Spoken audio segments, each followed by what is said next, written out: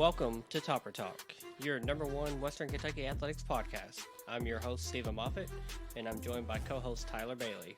Hilltopper Nation, whether it's happening on the hill or on the road, grab those red towels, stand up and cheer, because it's up next on Topper Talk. All right, and welcome back to another episode of Topper Talk.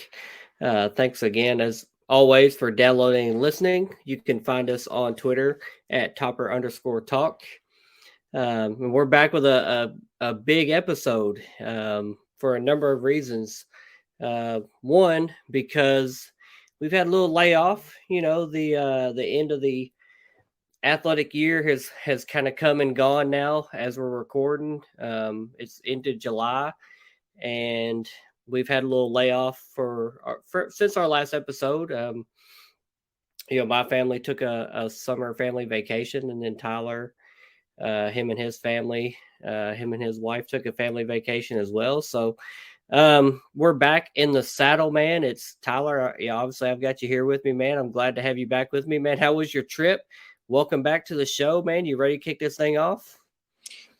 Yeah, I really am, man. My trip was awesome. Me and my wife and mother-in-law went to Germany, went to Luxembourg, and then drove from the west coast to the east coast of France. Spent a few days there. Saw the invasion beaches, Mount Saint Michel, bunch of old historical sites. Man, it was a gorgeous trip, beautiful. I really had a heck of a time out there. But I am ready to get back in this. I feel like Madonna, like a virgin getting back into this though. But I say we get ready to knock it out. Yeah, man. Me and the family, we did our annual pilgrimage down to the Orlando Kissimmee area.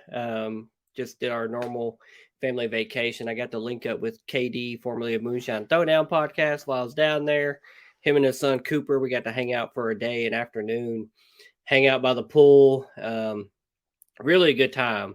But like I said, this episode is big for a number of reasons. One, with July 1 coming now and going, it's July 2nd, approaching midnight on the almost the 3rd now. But the Conference USA has had another shakeup, obviously, with the new athletic year upon us. We've had several more schools that have officially departed to the AAC, with UAB, Charlotte, Florida Atlantic, UTSA, North Texas, and Rice have all officially parted ways, and that comes on the heels of last year, 4 schools going to the Sun Belt.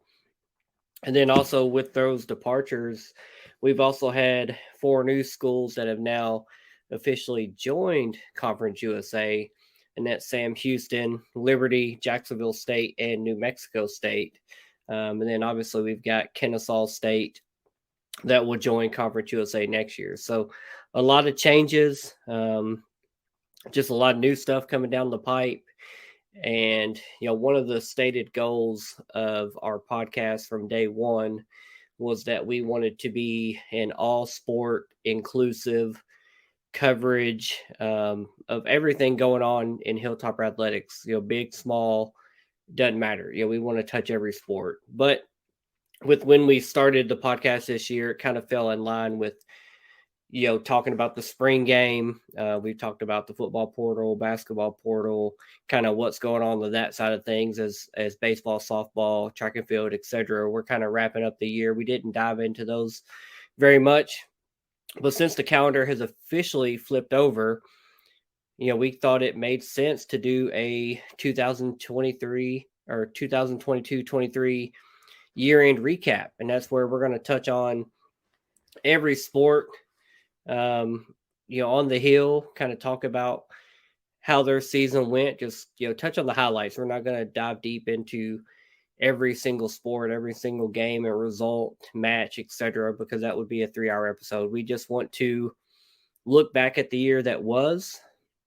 And then, as this new calendar year is upon us, real quick, we'll be getting into some real in-depth football coverage, with position breakdowns, starting next week. So that being said, these sport recaps are not going to be in any particular order. Where I'm going down a list of notes compiled, so they're not going to be in chronological order as the sports are played. So first up, we have the Hilltopper baseball team. Obviously, new head coach in Mark Rarden was hired just a little over a year ago. Obviously, that team had been underperforming for several years, just hadn't had a good big breakthrough season in quite a while. This last year, they were picked to finish last in Conference USA. In 2022, they finished 18-36. This year, had a good non-conference slate to the schedule. Actually, looked good, winning some games.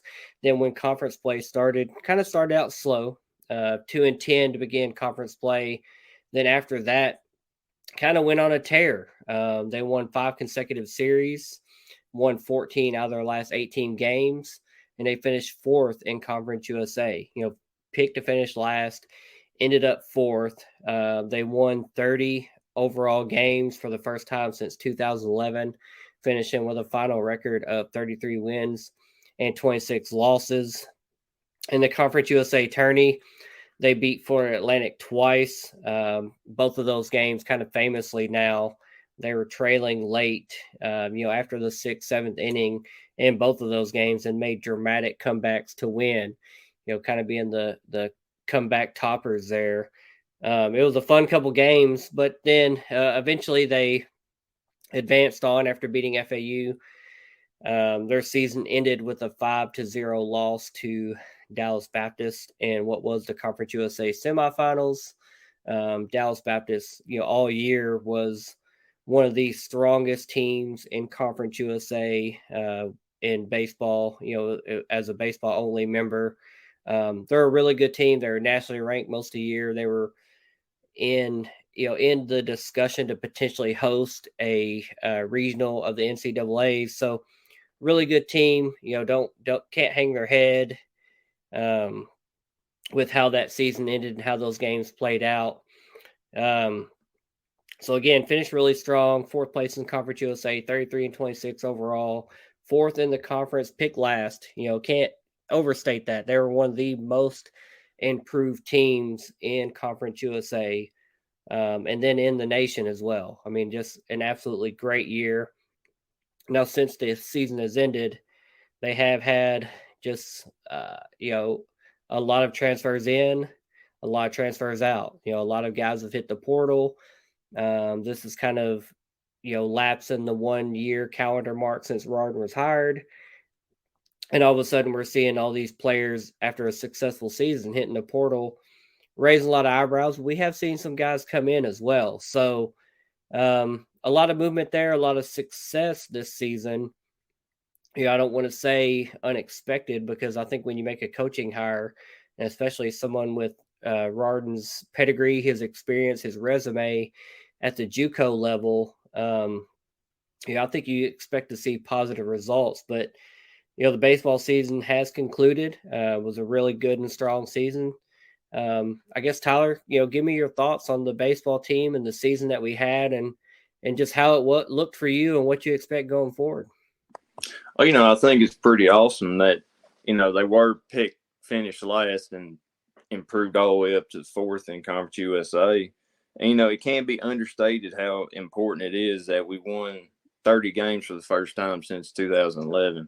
I mean, that seems like it should happen more often, but hey, I'll take it when we can get it. I wish we wouldn't have gotten shut out by Dallas Baptist in the semifinals, but hey, it is what it is. They were an incredible team. With the transfers, I look at it as he could have walked in like Coach Prime did in his first day down there and said he's bringing his own luggage, and it's Louis. What he's bringing in could be just a stellar players. I do hate that we lost so many players from this year's team as good as they were, or as improved as they were. But hey, sometimes you got to make room for better things. But I think the baseball team is going to be trending upwards in the next few seasons, and I think Rarden's going to really turn this beast around. That's what I think. Yeah, I agree, and I guess it's especially painful when you see, one of those guys transferred out to UK, which I think is the second season in a row we've lost a guy to Lexington. Then another guy went to Georgia. So, obviously we had some talent on the team, and none of us know the particulars of why those guys left, or were they asked to leave or told to leave or just decide to leave. We don't know. But with Rarden's JUCO connections and experience, he's not a rookie coach. He's been doing this for a while, so I have total faith and trust in him to rebuild a roster, and shape it and mold it into what he needs and thinks he needs and knows he needs to be successful going forward. Next up, we're going to talk about the Hilltopper basketball team, the men's team. We have touched on this a little bit with, obviously talking about the coaching change and the transfer portal. But just recapping the season overall, the basketball team finished 17-16 overall, so did have a winning season.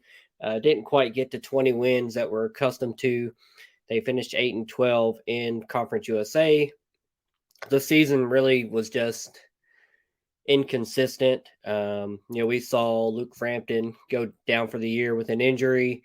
Coach Stansberry missed time with a health issue that was unspecified.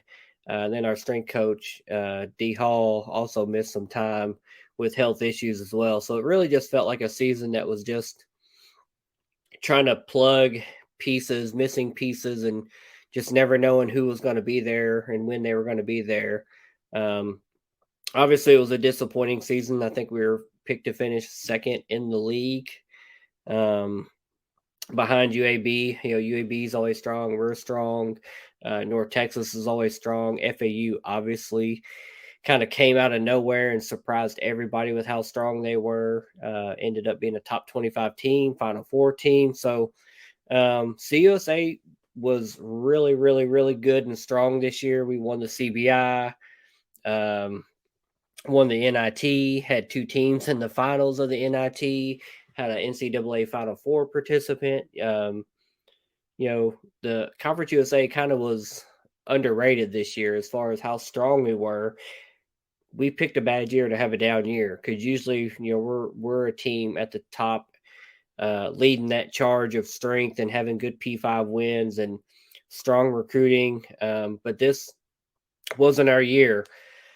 The team was led by Davion McKnight. And then we had the emergence of Dante Allen late in the season after Luke Frampton was injured for the year. He was inserted into the starting lineup and really kind of gave us a big boost of kind of energy and scoring, that I guess we kind of expected from him, coming from UK and being a former Mr. Kentucky basketball. But he started the year, not in that starting rotation. Once he got into the rotation, though, he really made his presence felt, was a good shooter and scorer for us. So it was nice to kind of have a second option there with Davion McKnight. After the season ended, as we've discussed before, Stansberry resigned. I'm air quoting. He resigned on 3/11 due, citing health issues and the best interest of the program moving forward. A week later, on March 18th, Steve Lutz was hired from Texas A&M Corpus Christi.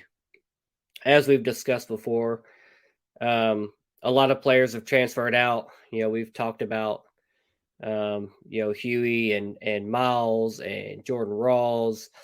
Davion McKnight went to Xavier. Jamarian Sharp, I think he went to Ole Miss, but even then, there's still, if you listen to the whispers going around, not sure he's going to Ole Miss. I don't think he's on campus yet, so not sure where he's going. But Jamarion did transfer out. And then obviously we've added, a couple of new coaches in McAllister and Plana, and then a lot of transfers in player wise. So far I think we're up to 8 players transferred in, still with 2 roster spots and scholarships open and available. So still waiting to fill out and finish that roster for the upcoming year.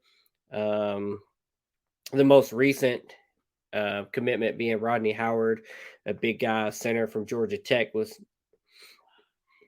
but WKU overall, obviously is looking to get back to the NCAA tournament. Their history kind of speaks for itself. 47-21 seasons, 43 conference championships, 23 NCAA tournament appearances, 1,872 overall wins. We've had 48 NBA picks. This is a team, a program that is always been looked at kind of in the upper echelon of the NCAA historically, and the Conference USA. Even if we haven't won it for several years, we've always kind of been at the head of the pack there, leading the charge in the championship game. Whether it's playing Marshall or ODU or North Texas, whoever it is, we've always been right there on the doorstep until this year. And obviously, shakeup has happened since then. Disappointing season, a lot of changes expected, players, coaches, etc. Tyler, what's your thoughts on the basketball team, how the year shook out, and obviously what we know so far moving into now a new year, a new era with Steve Lutz as a head coach? What's your thoughts on the basketball program?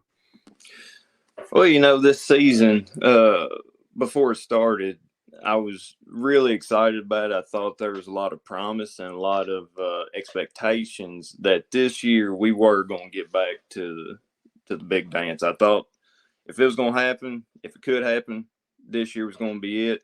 Now, granted, I was let down on that. I think, starting off, we only lost one game. I think it was in that tournament, the Cayman Island Classic, or I think that was the tournament name. And I was happy about that. But then when we went up there and played Louisville, and just crapped our pants right there and on national TV to a winless Louisville. That was heartbreaking. But I always had hope that we would right the ship, and kind of a disappointing season. Understandable. Your head coach misses a few weeks with his illness, and then of course you lose Frampton. Dante Allen, he was a bright spot. I'm glad he really came in and turned it on. Moving on to Lutz, I liked him whenever he did his intro press conference, and then whenever here recently he's been doing like a media tour up in like Louisville and all that area, and that right there made me jump on his bandwagon even more. I think he's a kind of like a blue collar coach. I think he expects his players to do great and be great, and he expects that from them. And I'm looking forward to him really basically turning their practices into boot camps. I mean, he kind of reminds me of Frank Martin. I was scared to watch him on TV. I thought he was going to jump out there and snatch my soul out of my body. But I'm excited about Lutz coming in and being that hire and getting his players in to kind of take over the helm of it all. Yeah, I agree. I think we're definitely going to see a big changing of the guard, especially in recruiting. Obviously we've seen, a lot of the players and the positions filled, still waiting on two more. We're still waiting on a complete schedule to be released. We've seen a few of the games and names trickle out. So waiting on that full schedule and roster to come out and really kind of, I'm sure we'll hit hard on another basketball episode like we did with the transfer portal. But yeah, I think Lutz is going to be a welcome change. I think he's got that pedigree and that mindset and that coaching philosophy and style that can get us back to the conference or the NCAA tournament, especially in this new Conference USA, which is, really kind of watered down compared to years past with, just overall strength of the league. I guess we don't know what we have right now in basketball until we kind of deep dive into what those teams have been and what we expect this year. So next up on a recap, we have cross country. We're going to talk about the men's and women's team. Really, we're just going to touch on the conference results and then and some NCAA runners that we had. So last year, the men finished ninth in Conference USA in the championships with an average time of 26 minutes and 46 seconds in an 8K race. The women finished 10th with an average of 23 minutes and 21 seconds for a 6K race. Now, this year, the men did improve in their finishing position. They finished eighth with an average time of 28:97, which was a little slower than last year, but a better overall finish. And they were led by junior Brad Wiggins, who finished 43rd in 27 minutes and 15 seconds. Then the women finished ninth, which again was an improvement from the year before. They finished 10th with an average of 24.9 minutes for their 6K run, led by junior Lucy Rutherford. She finished in 40th with a time of 23 minutes, 28.1 seconds. We had four of our runners that advanced to the NCAA Southeast Regional. We had Audrey Bowles, Mary Dye, Lucy Rutherford, and Brad Wiggins. Audrey Bowles finished in 198th with a time of 24 minutes, 40.8 seconds. Lucy Rutherford finished in 209th position at 25:01.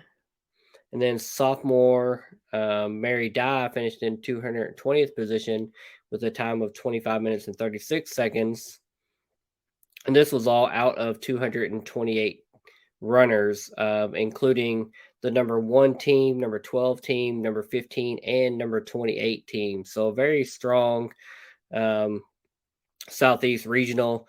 And then on the men's side, Brad Wiggins finished at 188th place with a time of 34 minutes, 29.9 seconds. So just, that was a real quick and brief recap of the cross country season. Obviously, that's not a big revenue sport, but I guess, Tyler, what are your thoughts on the running side of things? Obviously, that's a very exact discipline. Obviously not something that it's something I did in high school. It's not something I'm signing up. I'm not running 8Ks today. I'm not getting out and running 5 and 6 miles, especially not in a 26-minute total time average. So, those times are super fast. If you just want to look at a casual overall runner, and even the women's 6K, that's about a 4-mile run in 23 minutes. So that's a pace. That's a really fast pace, and these are some really talented runners. What are your thoughts on the cross country team and the seasons they've had? Obviously, they improved from last year. Just what are your thoughts on cross country? Well, I'm going to tell you, in high school, I was a basketball player. I viewed running as punishment. My coach made me run a cross country mile twice, and one time was absolute hell. But no, I mean, these people, that is something that I could never do. And I mean, to do that and as fast as they do it and get five runners into the NCAA Southeast Regional, I'll take it. Especially since the Southeast region had the number 1, 12, 15, and 28 teams. Hey, I'll take that all day, every day. Yeah, I agree. And that's one of those sports, we highlighted a couple, a sophomore and a junior. So we've got some returning runners coming back for next year that kind of, again, a new look CSA. We really don't know what we're going to have and who we're running against until we actually do it. So obviously going forward, we'll be more in tune and in touch with when they're running and what those results are. And we'll try to kind of be up to date when it's happening. So looking forward to doing that and kind of keeping up with how they're doing and hopefully progressing in those standings and in those meets. And obviously the Conference USA championships and hopefully sending more runners to the NCAA regionals and maybe nationals. So we'll see. The next sport is football. We have, talked about football quite a bit. Spring game and transfer portal. It's kind of the big dog on campus these days. Had a really good season last year. Finished with 9 wins, 5 losses, 6-2 overall in the conference. We lost to North Texas and at home, which was probably our worst performance of the year. Really just, there's no way around saying we just kind of laid an egg, didn't have a good game. And then we lost again to UTSA for the third time in a row. They have our number. 6-year quarterback Frank Harris, he's a good quarterback. They had a good team of skill position players, and they beat us. And then our other losses being to Indiana University on the road. Again, I was at that game. That was a game that felt like no way we should have lost it. And then we lost to Troy as well. And that was at home. That was a game that was kind of highlighted by the fact that we knocked out their starting quarterback. And then Jarrett Dagey, former WKU during spring ball and fall ball quarterback, was in the competition for the starting quarterback job here with Austin Reed until Austin Reed was named the starter. Dagey ended up leaving, transferring, going to Troy, and then getting plugged into our game and leading them to victory. So maybe they had some insider info, call it what you want. Troy was a good team. They were arguably the best team in the Sun Belt last year. They had a phenomenal defense led by all-time NCAA tackling leader Carlton Marshall. And they were just solid. They were a good team. We lost to them. It is what it is. And then we also lost to Auburn at Auburn, a game that we were tied at halftime, kind of keeping up with the SEC team. But then that second half, it just kind of got busted open. And, they end up pulling away. And that death in the SEC experience just kind of showed its head. The regular season ended with an overtime thriller against FAU. We all remember the Josh Simon touchdown into the camera, sending Willie Taggart on the unemployment train. You hate to see it. It sucks when that happens, but we're trying to win a ball game, and we won a ball game. And then we ended up getting selected to go into a bowl game against South Alabama in the New Orleans Bowl. And honestly, that game was probably our best performance of the season. And that's saying something. We beat FIU, if I'm not mistaken, 73-0. Reed had a huge. We just scored every time we threw the ball. We were scoring, and to give up 0 is huge. But on we were the only game that night on ESPN against the team that won the Sun Belt, was the Sun Belt champion, South Alabama, and to just take them to the woodshed, 44-23. Really, that game was an audition for Ben Arbuckle, because we all know that Ben Arbuckle since then was hired away to Washington State to be their offensive coordinator. Picked the worst time to have his best game of the season. Obviously, we got the win out of it, but we had to replace an offensive coordinator because of it. It was kind of a bittersweet end. Obviously, we got the ring, ring season. Tops win, you win, baby. Austin Reed led the nation in passing yards. Second year in a row, we've led the nation in passing yards. 4 out of the last 10 years, we've led the nation in passing yards. He finished with 4,744 yards, 40 touchdowns, 11 interceptions. Malachi Corley led the FBS in yards after catch and tackles broken. He had 101 receptions overall, 1,295 yards, 11 touchdowns. Defensive lineman Broderick Martin was drafted in the NFL draft to the Lions in the third round, pick number 96. Then there were several other Hilltoppers, Khalif Halasi, David Davis, etc., others that got undrafted free agency offers and are right now competing for spots in those respective NFL camps. Obviously, there's been a lot of roster turnover. We've done an episode about the transfer portal and just all the guys we've lost, all the guys we brought in.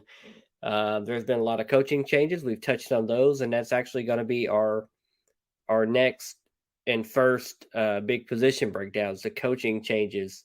But 2022, we've talked about those losses. Several of those it felt like we could have and should have won.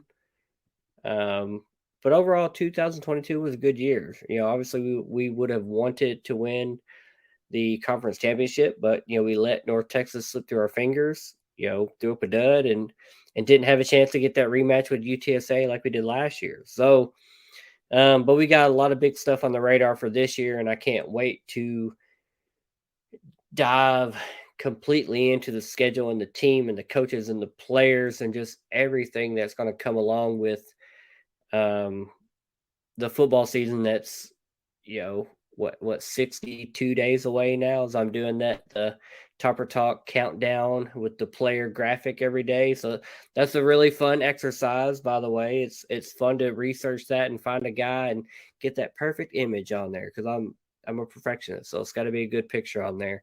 But it's really fun. Tyler, what's your thoughts on this football team? And Helton has obviously continued to work his magic. What's your thoughts on the season that was and how we look going forward in the new Conference USA? Well, I think Austin Reed and Malachi Corley, people need to start putting spec on their names. I mean, Austin Reed leading the nation in passing yards, and people still don't give him the time of day or respect, especially from the big blue school up north. I know some fans, and they're like, Austin Reed, who? I'm like, you're dumb, boy. I mean, come on. But no, I think the season.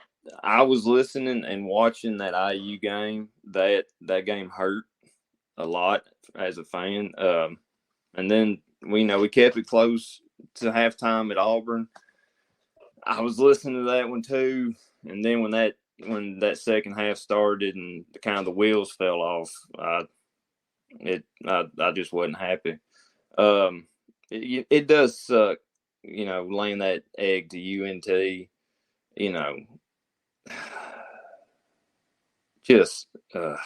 But no, I think this past season, it was a good season with only 2 losses in Conference USA. I think this next season with the new conference, I see Liberty coming in and being pretty competitive, pretty right off the rip.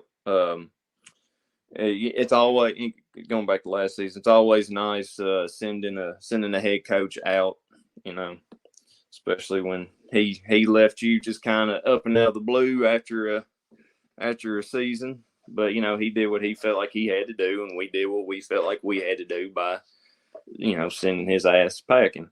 But this next season, I expect big things from Austin Reed, Malachi.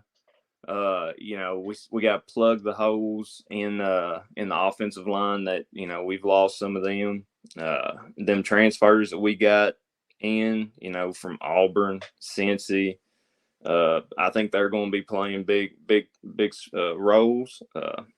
So yeah, I think this next season is going to be just awesome and fun, and especially when we play Ohio State.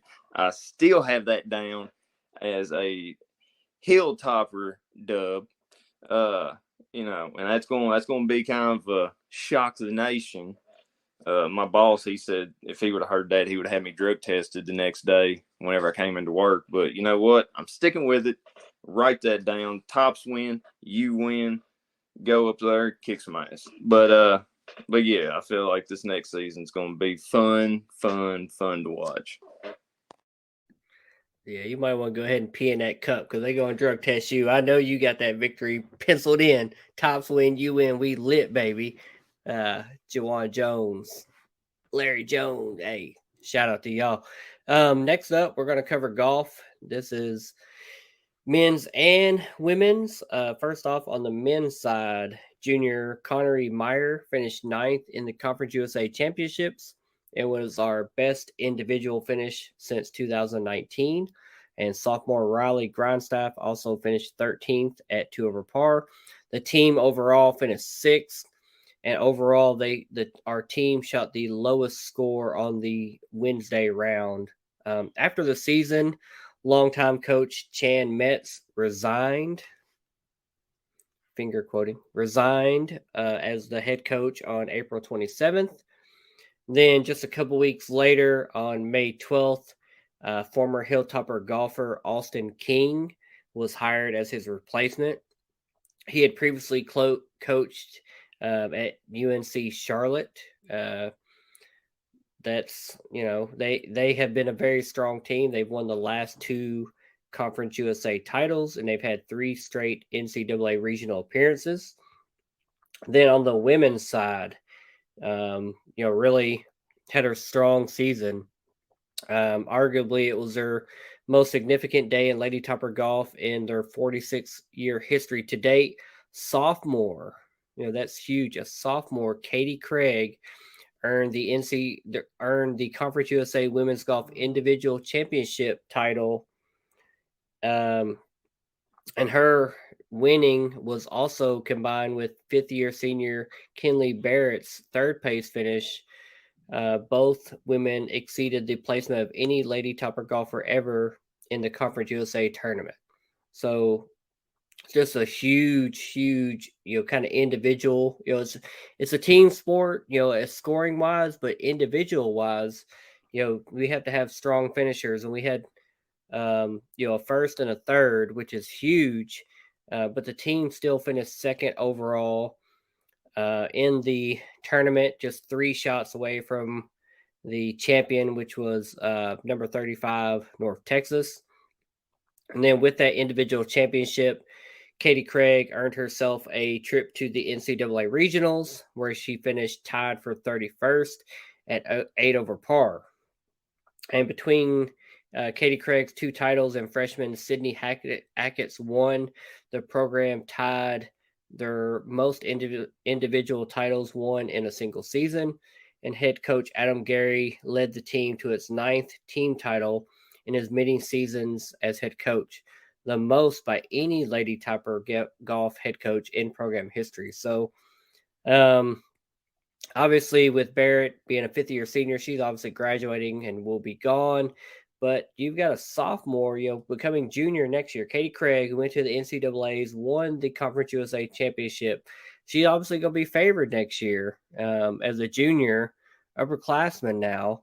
So the golf, the women's golf side of things really seems on an upswing. The men's side with a coaching change, don't know. You don't know, but when Austin King has been here, he's kind of been through the Hilltopper side of things, went to a really successful program at Charlotte, and saw how a championship caliber team recruits, trains, and brings in talent and wins. So I see both teams in a positive light.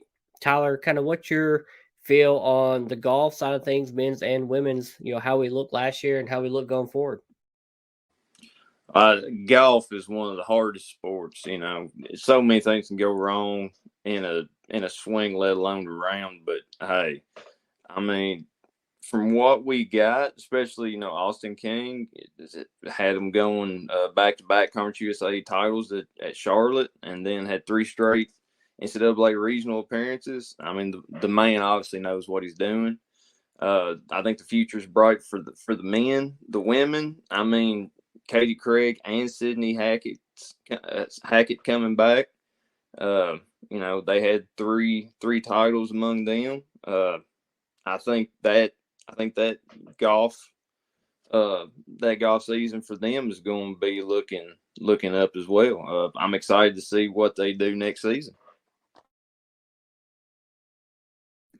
Yeah, I agree. I think both of those teams, obviously they finished lower than they'd like to. The women kind of on the doorstep of winning, but I think they're both on the proper path to get to winning championships. That's what Western does. We lead Conference USA in championships since 2014. I think that graphic that we've seen since then is going to kind of reset now that Conference USA is in a new seat. But you'd like to think and hope that that trend will continue, or we lead the conference in championships. So that includes all sports, and hopefully golf is right there. They were on the doorstep on the women's side, and hopefully the men will get there as well with that coach, with Austin King being hired. Next up, we're going to talk about track and field. We're going to cover the indoor and outdoor seasons. A lot of good notes to cover there. On the men's side, indoor, at the Conference USA Championships, we had sprinter Demetrius Roll that finished with a bronze in the 60-meter run at 6.76 seconds. And overall, the men finished in 8th place. On the women's side, at the Conference USA Championships, All-American Katie Eisenbarger, that's former volleyball player, two-sport athlete. All-American Katie Eisenbarger won the high jump at the Conference USA Championships with a jump of 1.80 meters. And overall, the women finished in 11th place. At the NCAA Indoor Championships, Katie Eisenbarger finished in 12th with a jump of 1.77 meters.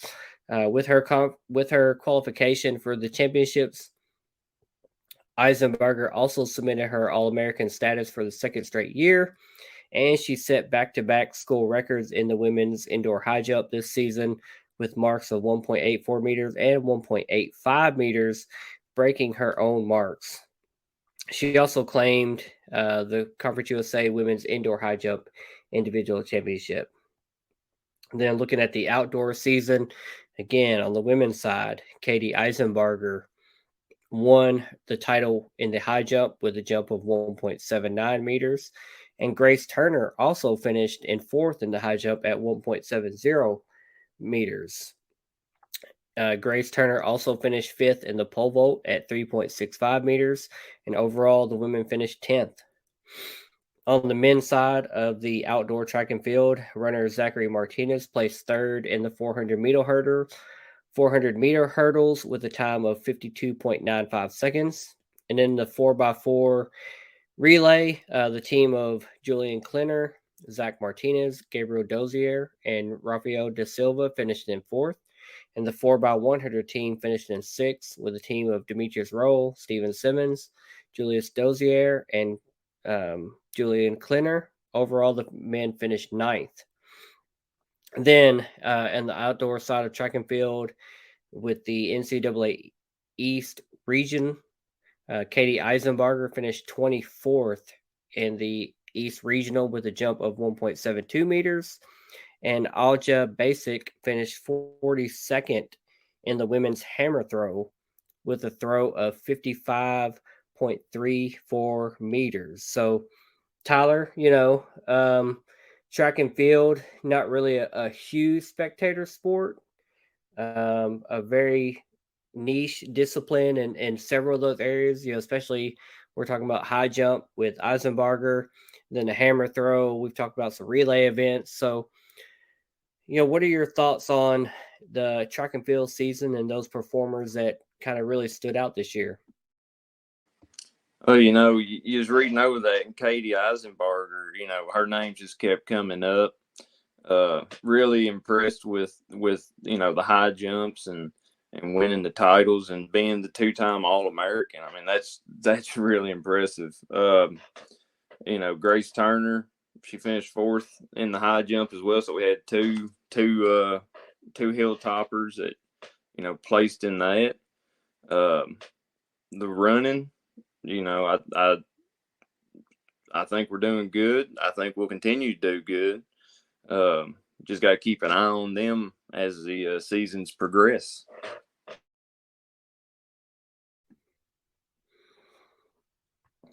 All right, and then moving forward, we're going to look at women's basketball. I think you're going to take it over there, bub. Talk to us Oh, about yeah. women's basketball. How we do? Yeah. Yeah. So women's basketball, the season started 3-6 in non-con. We finished 16-7.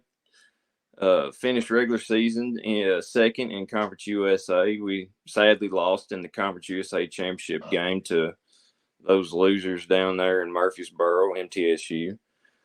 We did record 383 steals on the season, one short of a record in 2014, 2015. We did set a school record with threes made at 280 total, and we also advanced in the WNIT. Lost to Kansas though, 72-86. It is a young squad though, so things with no seniors. So this is growing pains. Stephen, what are your thoughts on the women's basketball? Yeah, I mean, the Greg Collins era has really been up and down. I mean, he inherited a really strong team and program from Michelle Clark Hurd. He obviously knows how to coach. I mean, he takes the team and kind of squeezes the most juice he can get out of them. But it's just really hard when you're in a conference with MTSU that has a really long-standing experienced coach with Rick Insel, who, hate him or love him, I mean, MTSU has a good coach that they've kept around for a long time, and he's not going anywhere. And if he does go anywhere, he has a son right behind him who's going to take the reins over. So, I'd like to think that we're going to be right there nipping on their heels, no matter what happens in the short term. But the basketball team, like you said, they were young, no seniors. Obviously, there were a couple transfers. And we've had some signees that are going to help the team get better. So I expect us to be right there, nipping on the heels of MTSU to potentially win Conference USA for this next year. So I'm excited to see where we go. Yeah, I am too. I believe that instead of nipping at the heels, maybe here in a season or two, we may overtake them heels and start leading the way that the hilltopper way. Moving on to soccer, we had 3 players voted to the preseason all-conference team: Amber Barnett, Katie Irwin, and Lyric Smith. Western was picked to finish second in the conference. We finished 7th with an overall record of 7 wins, 9 losses, and 3 ties, and a conference record of 4, 5, and 1. We lost to number 24 Xavier, number 9 Ole Miss, and Vandy, but we did beat UK, which is always good to do that. And we also beat FAU. We lost to North Texas in the Conference USA tournament. Stephen, what are your thoughts on the soccer team season? Yeah, I mean, obviously being picked to finish second in the conference and finish 7th, that's a little bit of a disappointment. I know there were some injuries that we were dealing with. So when you're trying to plug and play players and kind of figure it out on the fly, you're always going to have the same results that you'd like to. But, all that adds up to game time experience for people that may not have normally got it and may pay dividends for the seasons coming up, kind of what we're going to roll into this year. So I'd like to think that experience, while 7th place is disappointing, and having a losing record in non-con and overall and in conference is disappointing. Like you said, beating UK, beating the Kitty Cats of Lexington is always nice. I think there's going to be good momentum going forward just because players got some experience that, they otherwise wouldn't have gotten. So I think we're going to be fine going forward. All right, and we're going to be moving on to softball. Head coach Amy Tudor concluded her 9th season at the helm. They were picked to finish second in the conference preseason poll. Taylor Davis was voted to the preseason all-conference squad. Western had an overall record of 30 wins, 24 losses, and a conference record of 14-9. We closed out regular season with winning the series against FIU and La Tech 2-1, then going into the Conference USA tournament and beating FIU 2-1 and losing to FAU and MTSU, sadly. Faith He named to the NFCA second all-team region. So, like in baseball, softball got to a 30-win season. I wish we could have done better in the Conference USA tournament, but it is what it is. But we do have some players there, voted to the preseason squads, and I believe that our softball season, this upcoming one, will be pretty good. Stephen, what are your thoughts on that? Yeah, I think, Coach Tudor has consistently had a really solid program. I mean, we won Conference USA just a couple years ago. We had an all-time, nationally recognized pitcher just a few years ago. So I always feel that our softball team is in good hands as long as Amy Tudor is at the helm. I know that losing to MTSU in the conference tournament is disappointing, but we're going to reload. We're going to come back and we're going to figure out a way to beat them. Again, 14-9 in conference is good.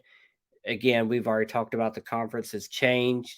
Some teams have left. New teams have been added. So I do feel like the cream is going to rise to the top, and we're going to be just fine in softball. Oh, yeah, me too, man. And moving on to women's tennis, we finished the season 15-11 overall, 2-3 in conference. Season ended with a loss to MTSU in the Conference USA tournament. We have got to stop doing that. In spite of the loss, the Lady Toppers had a record-breaking year with the third-best 15 wins this season, in addition to Samantha Martinez breaking the career double wins with 41 career double wins.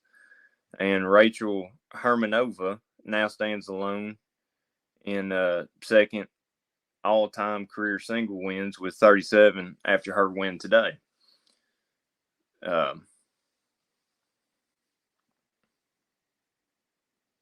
So I believe the women's tennis is not a big revenue sport neither. So I believe that it will I believe it'll be pretty good. We just got to keep our eye on that one as they go along this next season and see how that goes. Stephen, what are your thoughts on the women's tennis? Yeah, I mean, overall, finished with a winning record. That's always positive. Losing record in conference, lost to MTSU in the championship. I feel like we've talked about that like 2 or 3 times in a row now. So, but when you're two of the most consistent performers in MTSU and Conference USA with us and MTSU, when you look at that 2014 to now graphic, we're 1-2 in conference championships. So it's not really a surprise. We had a record-breaking year, like you said, third best 15 wins this season. Samantha Martinez breaking the career doubles win, and then Rachel Hermanova second in all-time singles wins with 37. So good team, good players. Hopefully just keep that momentum going into next year. Again, there's a lot of unknown there with the way Conference USA is changing and reshaping itself. Looks like it's going to be us and MTSU. Maybe a team like Liberty, if they have a tennis program, they are very strong in their financial support across their sport. So you have to think if they're playing tennis, they're probably backing it up pretty good, and we'll have a good team. So I'm excited to see where we go. I think we'll be in good position going forward to this upcoming season. Yeah, I agree with you on that. And now we move to volleyball. You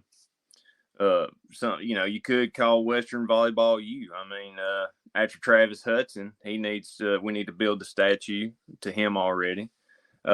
He had another absolutely dominating season, starting with preseason ranked number 21, and being picked to win Conference USA in the coaches poll, which they did, but I'll get to that here in a second.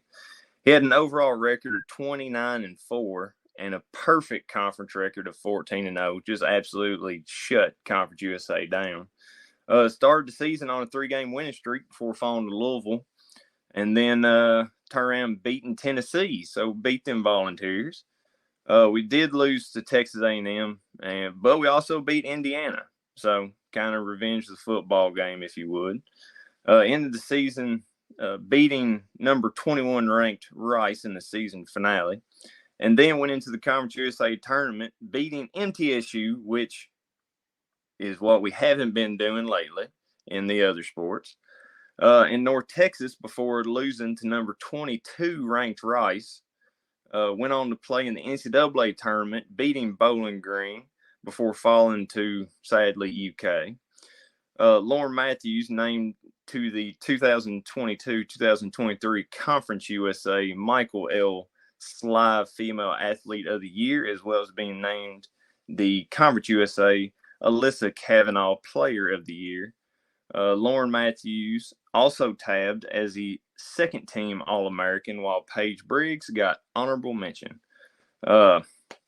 Stephen, what are your thoughts on the volleyball season that we had?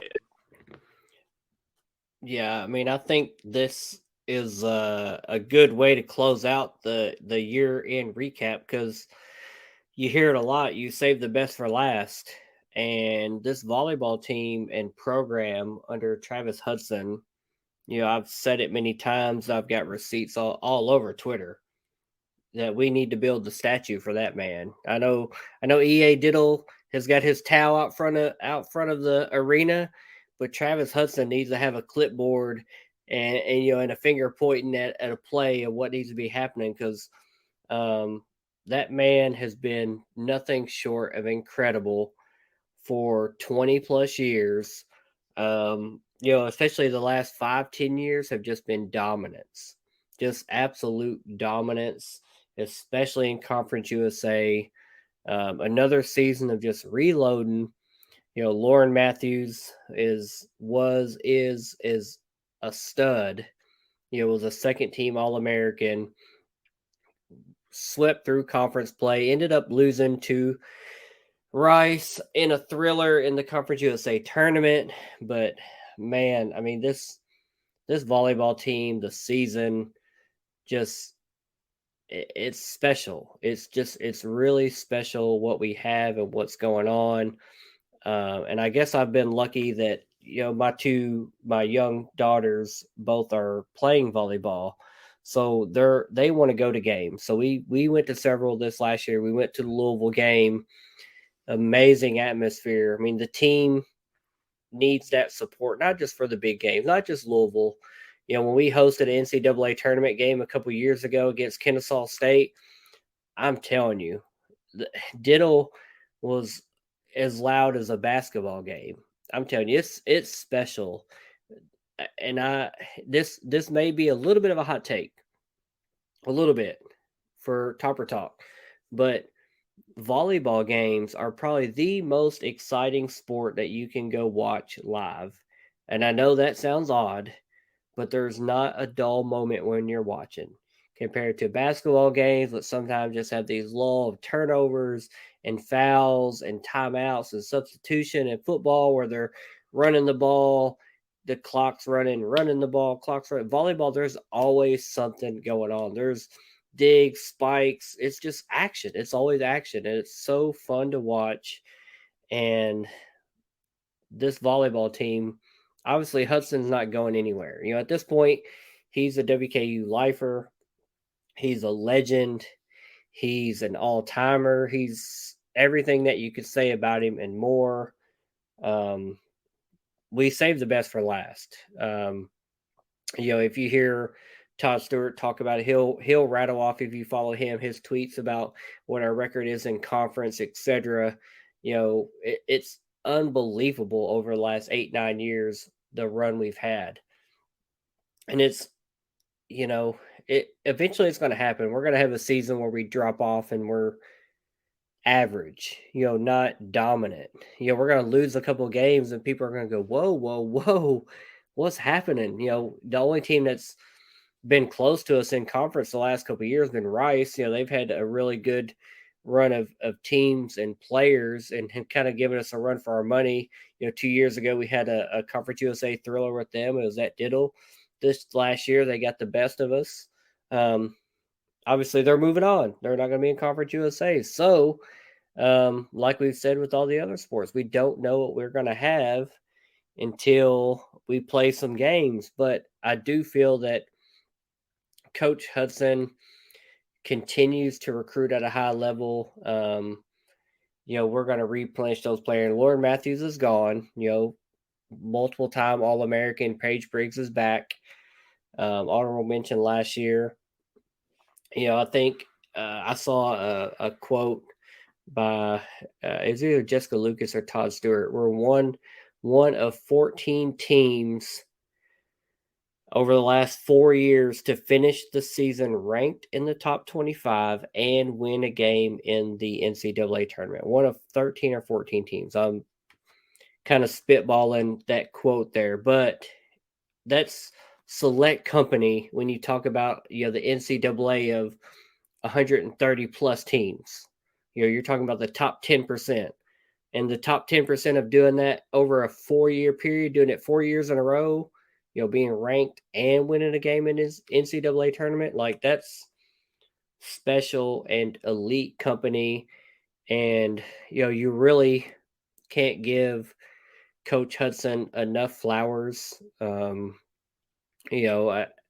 It's obvious when you see kind of those end of the season videos of the press conference with coach and the players, like you can tell that there's a love and a passion and a respect that is mutual for the players and Coach Hudson. Like it goes both ways. He doesn't just care about them on the volleyball court. He cares about them beyond the volleyball court, beyond their 4-year academic career.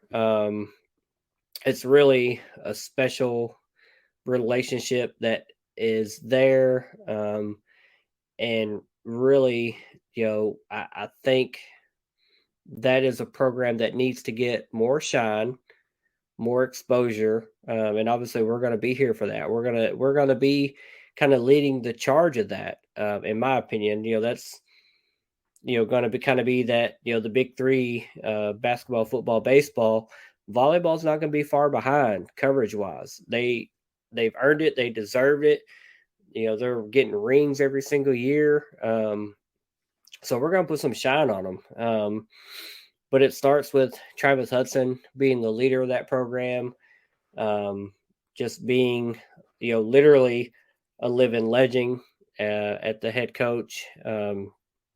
So as long as he's there, as long as, he's leading this program, a conference title is always in the conversation. We're going to be right there. Regular season, we're going to likely win one. If not, we're going to be battling for number 1, 2. Same with the Conference USA tournament. I don't know who of those new people is strong, but they're going to find out real quick that Western Kentucky is a volleyball school. Like, been saying that. Build the statue. Travis Hudson, name that Terraflex court after Travis Hudson because he's that dude. Man, yeah, this is really a perfect way to kind of put a bow on the 2022-2023 athletic year that we had. Always a successful year. It's great to look back and see how we did, and it's always fun to look forward and hope we're going to continue to do well. In the near, the real short future, we're going to be diving into football position breakdowns. We have, kind of alluded to that. The coaches segment will be our first breakdown. There's been a lot of turnover there on the football side. it's a symptom of winning. You win a lot of games, big programs start looking at your players and your coaches and wanting to snag them away. But Coach Helton has rebuilt the roster, and we're going to live to see another day. And we've got some good coaches lined up to replace them. So I think it was a really successful athletic year that we had last year. Obviously, won a lot of games, won some conference championships, had some good performances, some all timers. We've talked about football, basketball, baseball, volleyball, kind of the big ones. Austin Reed, Malachi Corley's kind of being nationally prominent figures. Katie Eisenbarger being a two-time All-American in track and field after her historic volleyball career from the year before last. So, a lot of big and good stuff happening with WKU athletics as always. I'm excited for this next calendar year, especially being a newer podcast, and we're going to be, full sport coverage of kind of everything we've just touched upon. We're going to be more in tune and in touch with all these sports as they're happening live, and just going forward as results are current.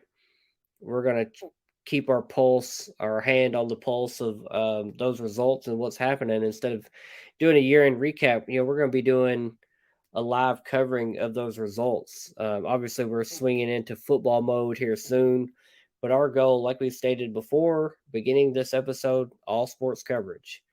We're not just a one-trick pony, two-trick pony. We're, everything WK athletics, good, bad, indifferent, win, lose, draw. We're going to talk about it if it's relevant to WKU. So I'm excited for the season that we just had. I'm excited for the athletic year that we're now starting, and with sports, starting in the near future. And that's all I've got. Tyler, you got any final words for us? If not, give us the get out of here. I know, as we close this book, this chapter of Western sports, this past season, we cast our eyes upon the new season that comes up, football, volleyball, starting kind of soon. And you mentioned a few times that, we don't know what this new conference is going to bring us, but one thing it will for at least this year, for sure, is Ray Harper back in Diddle Arena. Walking them sidelines, going to be good to see him back, but man, I hope we just wipe the floor with him. But no, as you said, we've had a lot of great wins this past season. Legendary performances, as you said, Katie Eisenbarger, two-time All-American, Lauren Matthews, all of them. I mean, there's some sports that probably some fans don't keep up with, but I'm glad we're going to be here to fill people in, because as a Western fan, I mean, really just inject it all into my veins. Let's get some more dubs. Let's get some more conference championships. Screw MTSU. I saw their names way too many times on this list that we lost to them. Maybe this next season that will flip-flop. Hope it does. But, man, as I always say, who has it better than us? Nobody. Go Tops. We're out, guys. See y'all next time. Later. Whoa.